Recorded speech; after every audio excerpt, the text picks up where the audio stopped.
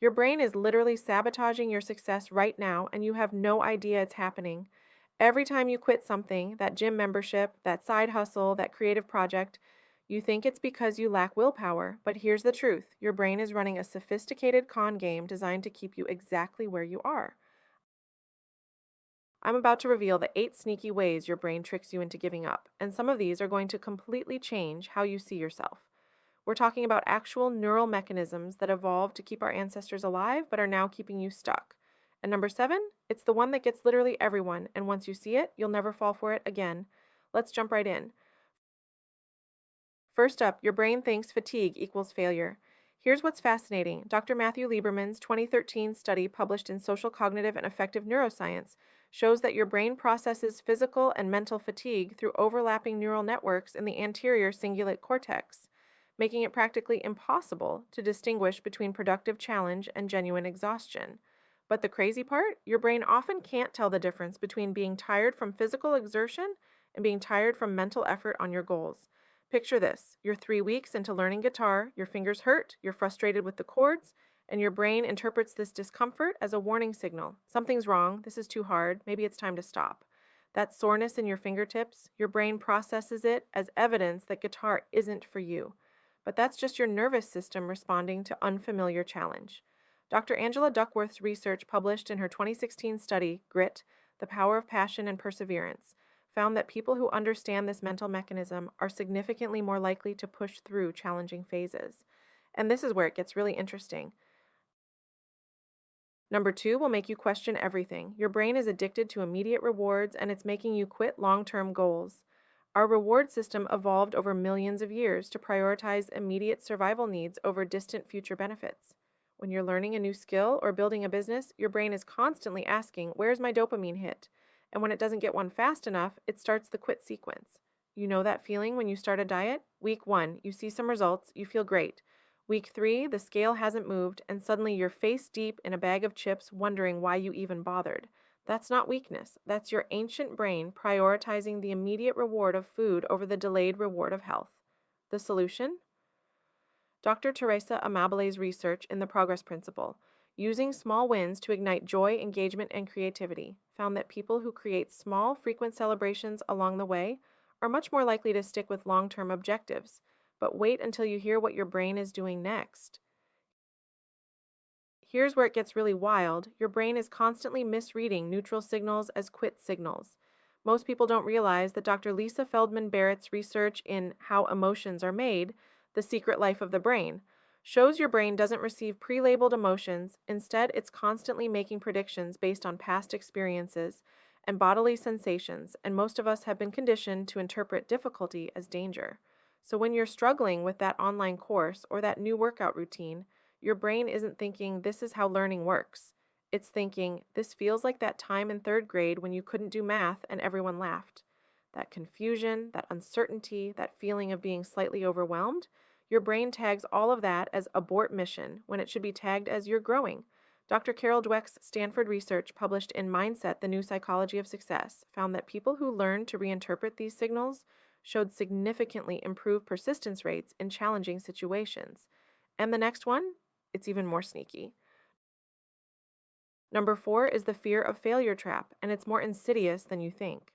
Here's what's fascinating. Dr. John Atkinson's research on achievement motivation, published in An Introduction to Motivation, found that the fear of looking incompetent triggers avoidance behavior long before you ever actually fail at anything. Your brain would rather have you quit early and blame it on not trying hard enough than risk actual failure. I see this all the time with people who say they're just not good at networking or public speaking or starting businesses. But when you dig deeper, they never actually failed at those things. They just avoided them entirely because their brain convinced them failure was inevitable. The researchers found that people who reframe failure as data collection were 50% more likely to persist through challenges. But this next brain trick, it's going to make you rethink everything you know about commitment. This one's going to hurt. You're falling for the sunk cost fallacy in reverse. Everyone knows about the sunk cost fallacy, throwing good money after bad, but there's a flip side that's even more dangerous.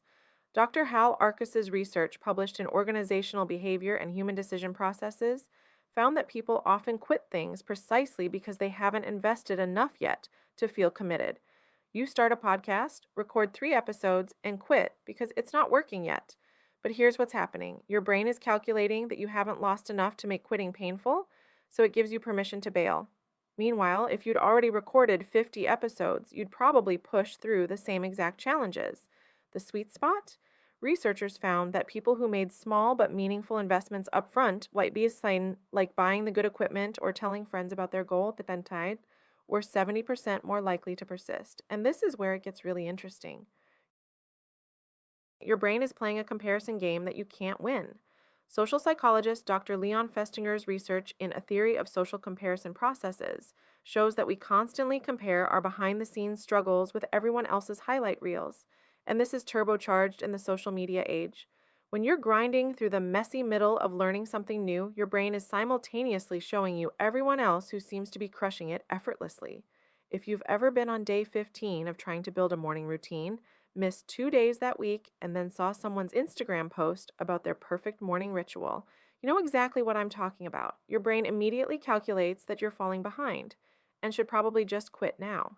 But here's the secret: that person probably missed days too, they just didn't post about it. Studies show that people who focused on their own progress rather than comparing to others were twice as likely to achieve their goals.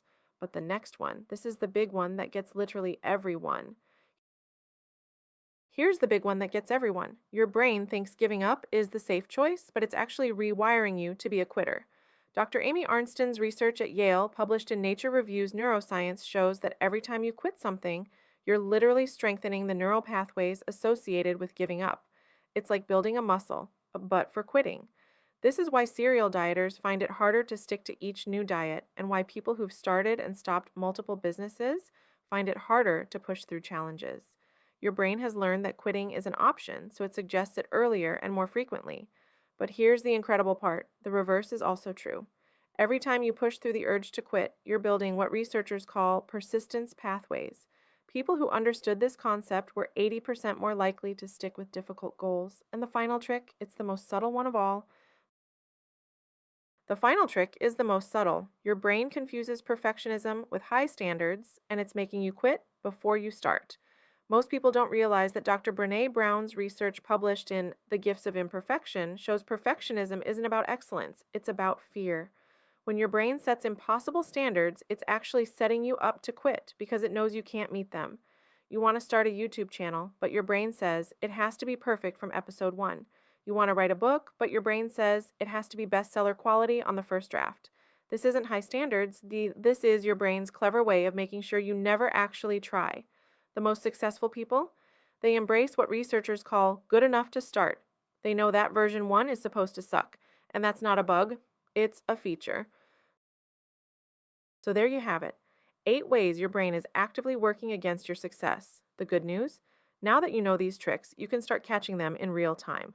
Remember, that urge to quit isn't weakness. It's just your ancient brain trying to keep you safe in a world that no longer requires that kind of safety.